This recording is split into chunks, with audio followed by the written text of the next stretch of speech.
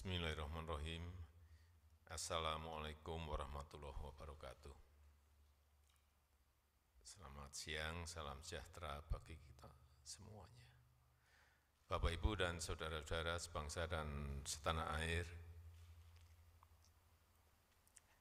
pemerintah terus berkomitmen untuk mewujudkan kedaulatan sumber daya alam dan meningkatkan nilai tambah di dalam negeri, terutama dalam rangka pembukaan lapangan kerja yang sebanyak-banyaknya dan peningkatan penerimaan devisa serta pertumbuhan ekonomi yang lebih merata. Oleh karena itu, pemerintah terus berusaha untuk meningkatkan industri pengolahan sumber daya alam di dalam negeri. Ekspor bahan mentah akan terus dikurangi, hilirisasi industri berbasis sumber daya alam di dalam negeri akan terus ditingkatkan. Pada 1 Januari 2020 kita telah memulai pelarangan ekspor biji nikel. Hasilnya, nilai ekspor nikel semula hanya 17 triliun rupiah atau 1,1 miliar US dollar di akhir tahun 2014, melonjak meningkat menjadi 326 triliun rupiah atau 20,9 miliar US dollar pada tahun 2021 atau meningkat 19 kali lipat. Perkiraan saya tahun ini akan tembus lebih dari 468 triliun rupiah atau lebih dari 30 miliar US dollar. Ini baru satu komoditi saja. Oleh sebab itu, keberhasilan ini akan dilanjutkan untuk komoditas yang lain. Dan mulai Juni 2023, pemerintah akan memberlakukan pelarangan ekspor biji boksit dan mendorong industri pengolahan dan pemurnian boksit di dalam negeri. Saya ulangi, mulai Juni 2023, pemerintah akan memberlakukan pelarangan ekspor biji boksit dan mendorong industri pengolahan dan pemurnian boksit di dalam negeri. Dari industrialisasi boksit di dalam negeri ini, kita perkirakan pendapatan negara akan meningkat dari 21 triliun rupiah menjadi sekitar kurang lebih 62 triliun rupiah. Pemerintah akan terus konsisten melakukan hilirisasi di dalam negeri agar nilai tambah dinikmati di dalam negeri untuk kemajuan dan kesejahteraan rakyat. Saya rasa itu yang ingin saya sampaikan. Terima kasih. Wassalamualaikum warahmatullahi wabarakatuh.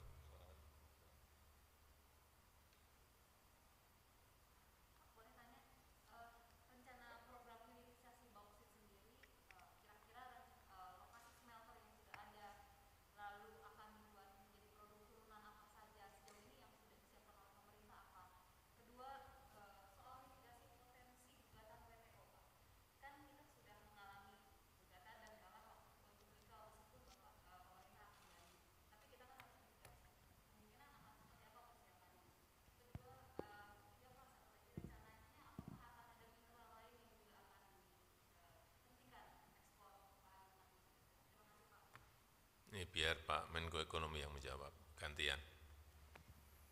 Terima kasih, seizin Bapak Presiden. Yang pertama, kesiapan industri di dalam negeri Ini sudah ada 4 fasilitas pemurnian boksit yang existing dengan kapasitas alumina sebesar 4,3 juta ton. Selain itu, pemurnian boksit dalam tahap pembangunan itu kapasitas inputnya adalah 27,41 juta ton dan kapasitas produksinya 4,98 juta ton atau mendekati 5 juta ton.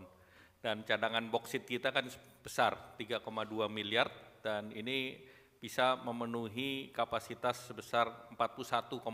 Jadi dari jumlah smelter yang disiapkan 8 tersebut masih bisa 12 smelter lain dan ketahanan daripada boksit kita itu antara 90 sampai 100 tahun masih cukup reserve yang ada. Dan kemudian yang terkait dengan produknya, tentu sesudah dari boksit dia akan masuk ke alumina, dari alumina akan masuk ke aluminium atau pemurnian aluminium ingot. Dari situ akan turun ke turunannya dalam bentuk batangan atau dalam bentuk flat. Nah, tentu nanti akan turun lagi ke industri yang sekarang sudah punya ekosistem, yaitu industri permesinan, industri konstruksi. Nah, kemudian terkait dengan gugatan WTO, karena ini baru diumumkan, belum ada gugatan, ya nggak perlu kita bahas dulu. Kita lihat sesuai dengan apa yang berkembang di di dunia. Kemudian terkait dengan kasus nikel, tentu kita ada mekanismenya sesuai dengan mekanisme WTO juga. Ya, karena diperkenankan banding, ya kita banding saja. Kemudian yang komoditas lain nanti menunggu arahan Bapak Presiden, karena Bapak Presiden mengatakan nanti sesuai dengan rapat dengan itu setiap tahun nanti kita lihat komoditas lainnya. Ya, demikian, terima kasih. Untuk komoditas lain semuanya dikalkulasi, dihitung mengenai kesiapan industrinya. Begitu industrinya setengah siap, nggak usah harus siap, setengah siap langsung kita hentikan. Kita paksa untuk segera industrinya diselesaikan, sehingga dari kasus perjalanan nikel ini kita banyak sekali belajar.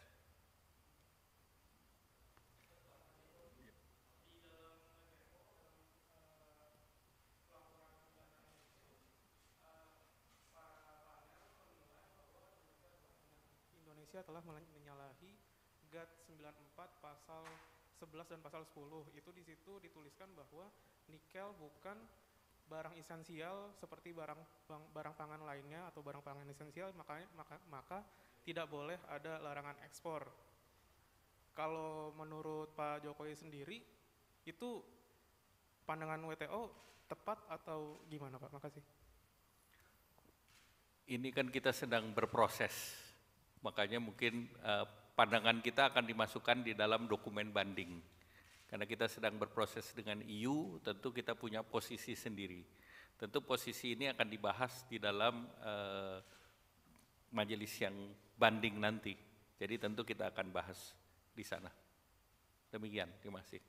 Kita ini ya, saya tambahkan, jadi kita ini bukan tertutup. Kita akan mempersilahkan, kita ini terbuka, mempersilahkan siapapun dari negara manapun, perusahaan di dalam negeri maupun dari luar, untuk ikut bersama-sama membangun industrinya di Indonesia yang berkaitan dengan nikel, yang berkaitan dengan boksit, yang berkaitan dengan tembaga, yang berkaitan dengan timah. Kita ini terbuka, mau kerjasama dengan BUMN silahkan, mau bekerja sama dengan swasta silahkan, mendirikan sendiri silahkan. Tapi kita ingin yang namanya pajak itu ada di dalam negeri, yang namanya PNBP itu ada di dalam negeri. Kalau kita ikut join, yang namanya dividen itu ada di dalam negeri, yang namanya royalti itu ada di dalam negeri, dan yang namanya kesempatan kerja itu ada di dalam negeri. Yang kita ingat itu, masa enggak boleh. Kita akan terus. Izin Pak Presiden mau bertanya lagi, pendalaman sedikit. Dari selama ini sebenarnya yang menjadi konsumen terbesar dari boksit mentah Indonesia itu negara mana, dan apakah tidak dianggap kalau di Indonesia itu kan cadangan bauxitnya sekitar 4% lebih tinggi Vietnam atau Australia lah gitu yang terbesar gitu ya, yang lebih besar. Apakah tidak dianggap itu akan memberikan keuntungan selama proses pelarangan ini terhadap negara tetangga? Itu yang pertama. Yang kedua, ketika larangan ekspor barangkali ada penurunan terhadap pajak atau devisa atas larangan tersebut, apakah sudah ketahuan nilainya berapa dan seperti apa nilai yang kerugian yang dihasilkan? Dan yang ketiga, untuk detail sedikit Pak, apakah ada kadar tertentu terkait bauksit ini yang dilarang atau semua bentuk mentah bauksit? Terima kasih. Jadi pelarangan seluruhnya bauksit mentah termasuk yang dicuci. Selama ini kan bauksit bisa dicuci kemudian diekspor. Nah sekarang yang dicuci pun tidak boleh, harus diproses di Indonesia dan itu mulai Juni tahun 2023. Nah saat sekarang jumlah daripada import aluminium oleh Indonesia itu 2 miliar dolar. Jadi tentu dengan adanya pabrik nanti berproses di Indonesia, 2 miliar dolar ini menjadi penghematan devisa. Dan tadi pertanyaan ada negara lain kan sumbernya masih ada negara lain juga yang bisa mensuplai terhadap bauksit, termasuk di Australia. Jadi tentu tidak mengganggu supply chain dari mereka. Karena selama ini ya memang kita ke berbagai negara termasuk Cina dan Australia. Tapi jumlahnya relatif tidak signifikan. Ekspor dalam bentuk pencucian itu antara 500 sampai 600 juta dolar. Jadi itu yang dikompensasi nanti dengan investasi dan juga tadi penghematan devisa yang minimal 2 miliar dolar dan tadi ekspor yang diperkirakan juga bisa mencapai nilai yang cukup signifikan sekitar 62 triliun. Biasanya awal-awal memang terjadi penurunan ekspor. Biasanya. Tapi begitu nanti tahun kedua, ketiga, keempat itu mulai kelihatan melompatannya. Ini pengaman kita di nikel seperti itu. Jadi jangan ragu-ragu, saya sampaikan pada para menteri, jangan bimbang mengenai policy ini. Jadi kita harus yakin.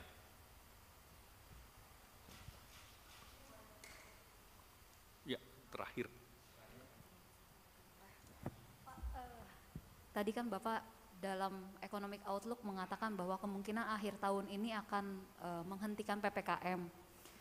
Kira-kira evaluasinya sudah sampai seperti apa, lalu sudah dimatangkan atau belum, dan apakah akan betul-betul kabar gembira ini akan disampaikan kepada masyarakat? Dan kedua Pak, kan pemerintah juga akan memberikan insentif untuk mobil listrik, kendaraan listrik, sepeda maupun mobil. Apakah juga akan diberikan kepada bus angkutan umum yang juga berbasis listrik? Karena kalau mobil atau sepeda motor, kebanyakan kan yang akan membelinya orang-orang yang memang mampu, kebanyakan orang-orang yang kaya. Artinya subsidi itu akan kena ke orang kaya, Pak. Bagaimana tentang itu? Makasih, Pak. Izin Pak Presiden. Jadi pertama terkait dengan PPKM kemarin kami sudah laporkan ke Bapak Presiden mengenai kesiapan, terutama tentu sudah hampir 1 tahun Indonesia landai, artinya berdasarkan kriteria dari WHO di level 1 dan itu sudah 12 bulan. Artinya secara negara sebetulnya kita sudah masuk pandeminya sudah berubah menjadi endemi dan ini sudah level 1 dan terakhir kan kita semua di bawah 2.000 orang. Nah tentu masih ada persiapan yang akan dilakukan oleh Kementerian Kesehatan antara lain zero survei. Tapi ya insya Allah ini bisa dilakukan. Kemudian yang terkait dengan mobil listrik, ini sebetulnya insentif yang dilakukan oleh semua negara. Karena kunci dari kita adalah energi transisi, dan energi transisi pengguna salah satu terbesar adalah sektor otomotif. Dan sektor otomotif ini negara Eropa semuanya memberikan insentif, dan insentif itu didesain ada capping price kendaraan. Jadi kita Indonesia juga akan mempersiapkan tidak semua mobil itu listrik yang untuk tadi untuk yang kaya ataupun yang mewah diberikan subsidi. tetapi dengan harga tertentu. Ini kebijakannya sedang dievaluasi. Kemudian juga yang disubsidi tentu karena kita tahu bahwa mobil listrik jauh lebih mahal daripada mobil biasa dengan harga 30% lebih tinggi. Negara kompetitor kita paling dekat, Thailand pun memberikan subsidi yang sama. Dan kedua, kita butuhkan market pengembangan pasar supaya jumlah mobil listrik itu bisa mencapai minimal 20% di tahun 2025. Atau kalau 20% itu sejumlah 400.000 unit. Nah ini nanti bukan subsidi ya, insentif kita berikan dalam rupiah tertentu, ini sedang bicara dengan Bu Menteri Keuangan, nilainya 5 triliun, nanti dibagi motor berapa, mobil berapa, bus itu kita akan pertimbangkan juga. Terima kasih. Jadi kembali ke PSBB, PPKM itu saya masih menunggu seluruh kajian dan kalkulasi dari Pak Menko maupun dari Kementerian Kesehatan. Dan saya kemarin berikan target, minggu ini harusnya kajian dan kalkulasi itu sudah sampai ke meja saya sehingga bisa saya siapkan nanti keputusan Presiden mengenai penghentian PSBB PPKM. Kita harapkan segera sudah saya dapatkan dalam minggu-minggu ini. Kemudian mengenai insentif untuk mobil listrik, ini kita harus lihat ya bahwa sekarang ini hampir semua negara sudah melakukan. Dan pemberian insentif ini dilakukan dengan kalkulasi dan kajian serta mempelajari negara-negara lain, utamanya di Eropa yang sudah melakukan. Kita harapkan dengan insentif itu industri mobil listrik, motor listrik di negara kita bisa berkembang. Kalau berkembang, pajak pasti meningkat, PNBP pasti bertambah, dan yang paling penting akan membuka lapangan kerja yang seluas-luasnya karena ini akan mendorong industri pendukung lainnya. Dan insentif untuk angkutan umum selama produksinya di dalam negeri tentunya hitungannya berbeda. Nanti kalau sudah hitung-hitungannya final, keputusan ini final betul, baru akan kita sampaikan. Ya, saya rasa itu. Cukup. Cukup. Satu terus.